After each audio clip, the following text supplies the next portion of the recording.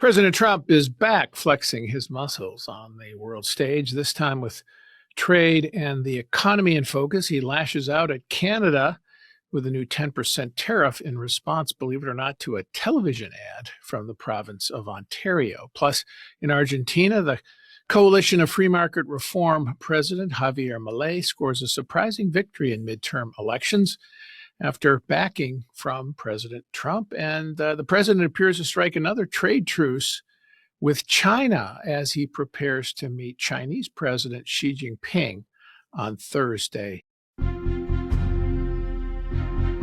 From the opinion pages of the Wall Street Journal, this is Potomac Watch. Welcome, I'm Paul Gigot, and this is our daily Potomac Watch podcast from the Wall Street Journal editorial page. And today I'm joined by my colleague, Mary Anastasio O'Grady, who follows North and Latin America and international economic policy. Mary, let's start with Canada and Donald Trump, the president lashing out in response to a TV spot sponsored by the government of Ontario, Canada's largest province. Let's listen to a big chunk of that ad. When someone says, let's impose tariffs on foreign imports, it looks like they're doing the patriotic thing by protecting American products and jobs. And sometimes for a short while it works, but only for a short time. But over the long run, such trade barriers hurt every American worker and consumer. High tariffs inevitably lead to retaliation by foreign countries and the triggering of fierce trade wars. Then the worst happens. Markets shrink and collapse, businesses and industries shut down, and millions of people lose their jobs. Throughout the world, there's a growing realization that the way to prosperity for all nations is rejecting protectionist legislation and promoting fair and free competition. First of all, I love that ad. It's beautiful. And that's from an April 1987 radio address, I believe, remarks by President Reagan. At the time, he was trying to head off protectionist legislation in Congress, which had recently turned over to Democratic control. And remember, Mary, you remember this as I do, the Japanese scare was in full swing. Remember, Japan is number one. Japan was going to dominate the world economy, and protectionism was in the air. And Reagan was explaining, well, in those remarks, okay, I'm going to impose some trade restraints on semiconductor exports from Japan, commodity computer chips. But let's not get carried away. Here's the case for free trade. And one of the things it reminds me of is when you have a president who's actually willing to explain why he's doing something and the economic argument, it's quite powerful. But this made Donald Trump very angry. He called the ad fake. And first, he cut off trade negotiations with Canada in response. And then a couple of days later said, they haven't taken down the ad yet. It appeared in, I think, the World Series game. We are going to add a 10% tariff on Canada. Let's listen to Trump respond. It's a crooked ad. I heard he's airing it. Canada, that's why I pulled everything. With Canada, they did a crooked ad. They knew it was Ronald Reagan loved tariffs. What they did is really dishonest. And I heard they were pulling the ad. I didn't know they were putting it on a little bit more. They could have pulled it tonight. Could have pulled it Monday. Well, that's dirty playing. But I can play dirtier than they can. Well, Mary, when it comes to trade, he certainly can. What's your reaction to all of this byplay? Well, my first reaction is that the truth hurts. I mean, that was painful for Trump because it lays out the big contrast between Donald Trump and Ronald Reagan. And I don't think it's just done so beautifully. I don't think it was only about trade, but as you say, it was about Reagan's ability to communicate with the public, to talk about the reasons why he's doing things.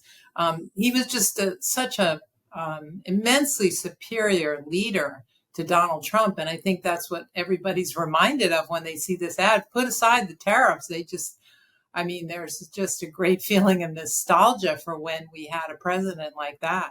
Well, Mary, just one point to Trump's argument that Ronald Reagan loved tariffs, just as a matter of historical accuracy. Is that true? No, it's not true. Ronald Reagan saw tariffs as something that he could use, and he did use them against Japan in the semiconductor space. But that was a very strategic and surgical approach. And in fact, he turned out to be wrong, as we know, because the U.S. Remained open and remained an innovator in the semiconductor space, and put Japan to shame, really, in the end. We outperformed Japan and its protectionist ways. Oh, another point about Reagan, he did also impose voluntary restraints, worked out voluntary restraints on automobile imports into the U.S. from Japan. So that was another case where, for political expediency. I mean, I think it's important to remember that Ronald Reagan was not perfect. He made mistakes, and he did make some mistakes on trade. But to say that he was a big fan of tariffs, I think totally misrepresents what he stood for. Yeah, it's a difference between is saying that Reagan was a free trader who once in a while violated that principle versus Donald Trump, who is thinks tariffs first Who as a is tariff bedrock man? principle. Yeah, as he said, he's called himself tariff man.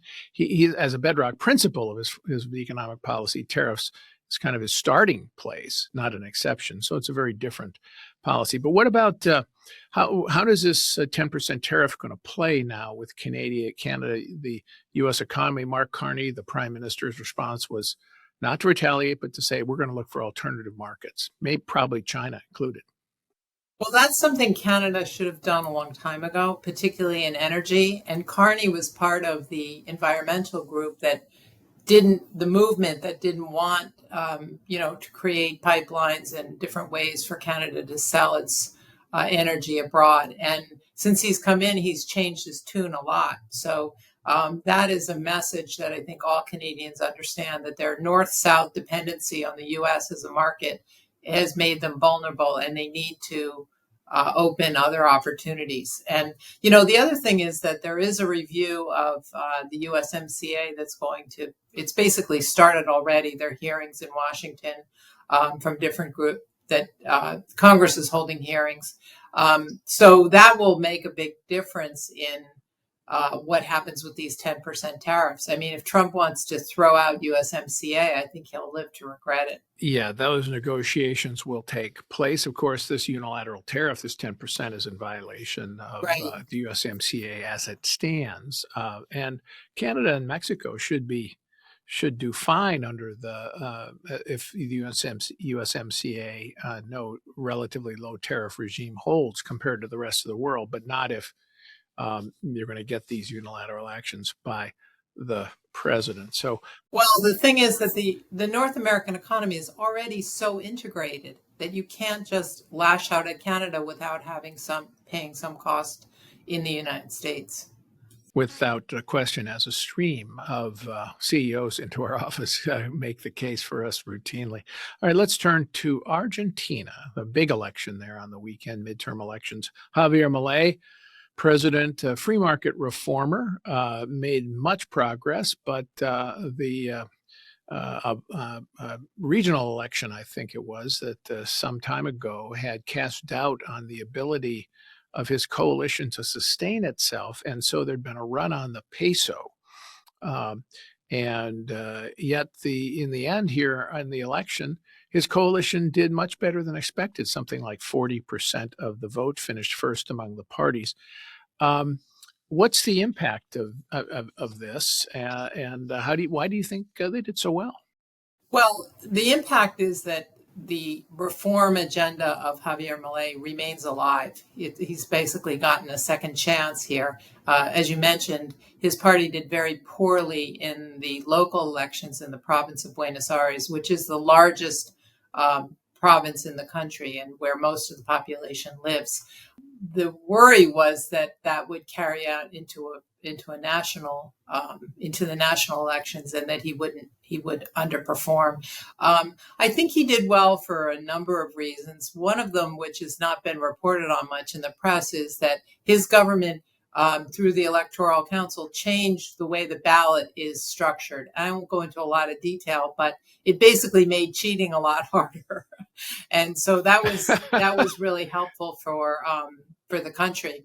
The other thing is that, in the province of Buenos Aires, you have all these local sort of mayors, and they were up for election in the September vote, and they really have to get the vote out. So they shake the bushes and they get everyone to come out, and they put the local party pressure on it.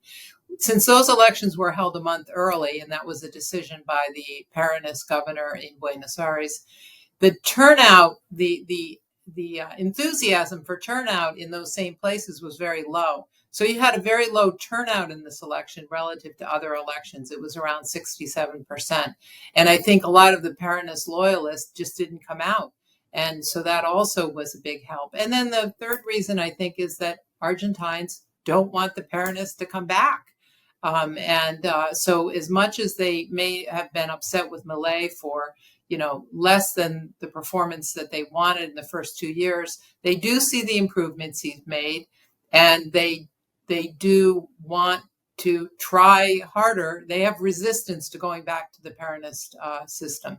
I saw a quote from one of the opposition leaders that tried to explain their relative poor performance by saying, well, we weren't just running against Milei, we were running against Donald Trump as well, because, of course, Milei had taken some risk in coming with an entourage to the White House a couple of weeks ago, meeting with the president and Scott Bessent, the Treasury Secretary, who's been trying to help Argentina by a swap line, a currency swap line, to support the peso before the election. And Donald Trump, in his ineffable fashion, said at the time, well, this Milei, he's great. We're with him all the way, but we're only with him if he wins. If he loses, we're out of there. And that led to that caused the peso to fall further. And yet maybe it helped Milei in the election.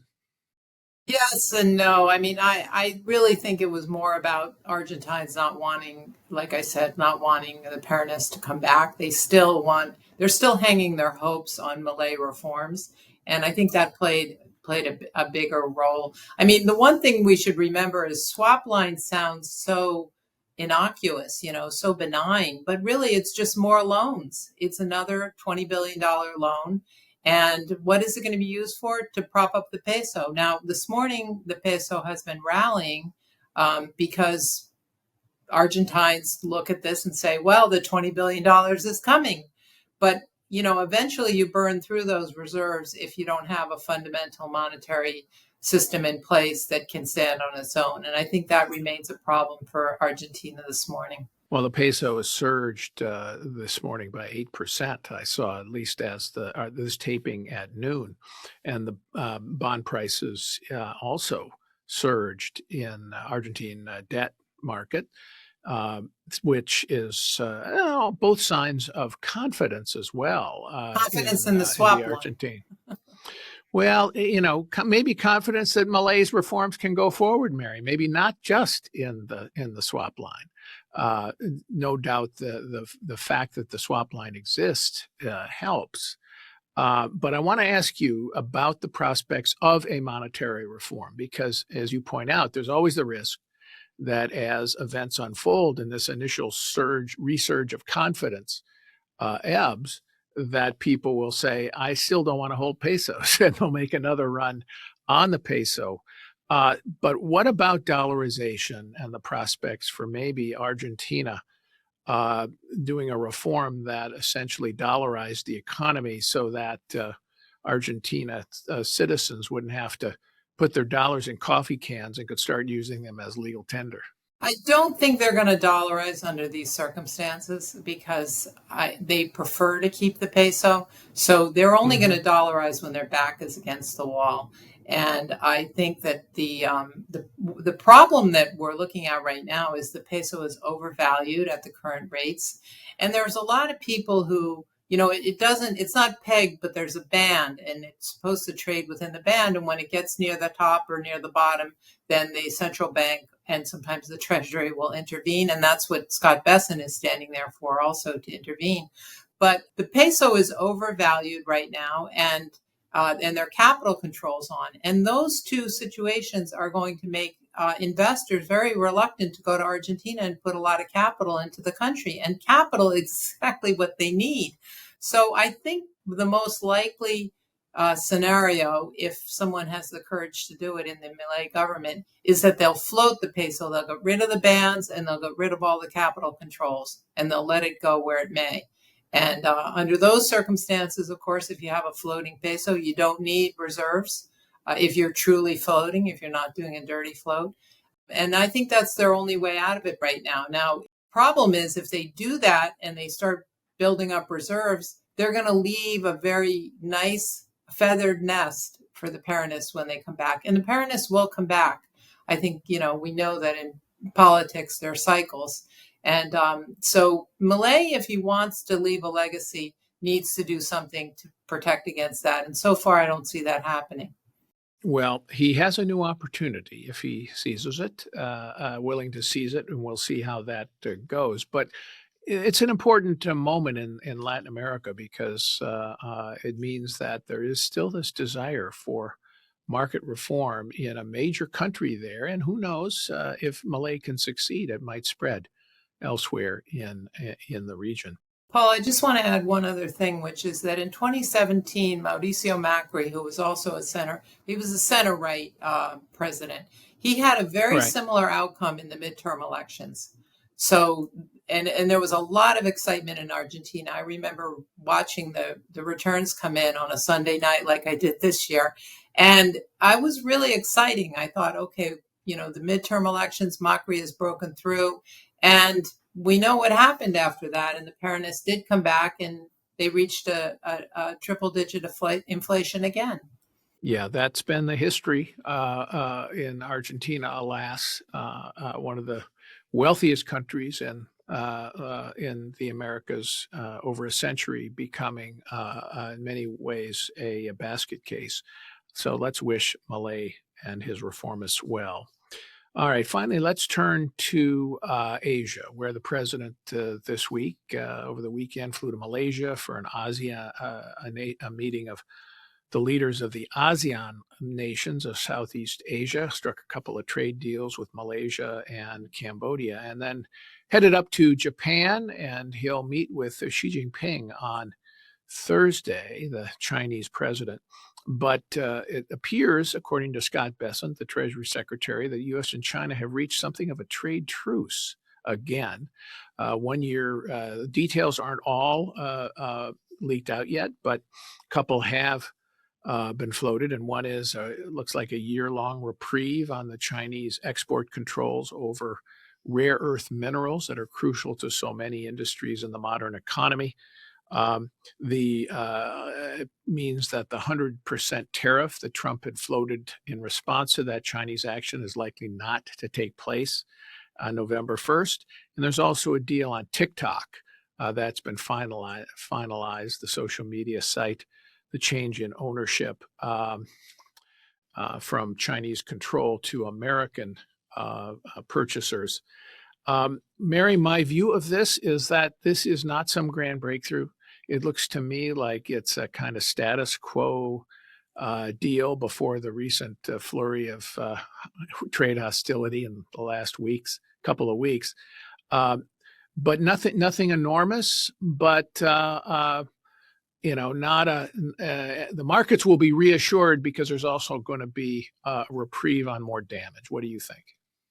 Yeah, no, I think that's right. I mean, I think both leaders know that there's a high level of integration in the economies of the two countries. And the U.S., of course, we are opposed to the dictatorship of Xi and the human rights violations and the military aggression of this country. But we also are similarly dependent, I would say, to some extent on our trading relationship. And so it's not so easy to walk away from it. I think, the smart thing for Trump to do, and he tried to get at some of this, is build alliances with other countries in Southeast Asia. And he did say that he had trade agreements with Malaysia and Cambodia. Right. The Journal noted that those are not legally binding, so we're not exactly sure how firm they are. He also said he had frameworks with Thailand and Vietnam, but at least it signals that the president is aware that these trading relationships are important, particularly if he wants to box out China. And until he does that, and of course, rare earths is a whole nother world, but until he finds alternative markets for what we need, he can't just, put down the hammer all of a sudden on day one. It's just going to be too harsh for the U.S. economy. The figures for rare earths are that when it comes to the mining of rare earths, China controls about 70% of that market. But when it comes to the refining of those ores into usable minerals in the commercial marketplace, China controls 90% of that global market. So that's going to take a considerable amount of time for the U.S. and other countries to diversify their supply of these minerals. A week ago, the U.S. and Australia struck a new agreement to start to invest in Australian mines for rare earths, and that's a good step forward. But there's a long way to go to not make the world as dependent on China for those minerals as they are now. But I think you're exactly right, Mary, about the trade deals with other countries. And I wish that the president weren't imposing tariffs on all of these countries willy-nilly. I think he'd find them more accommodating on trade. But that's at least there are some trade deals that are getting done. And we'll see how firmly they stick. We will leave it there today on Potomac Watch. I want to thank Mary O'Grady and thank you all for listening. We're here every day on Potomac Watch.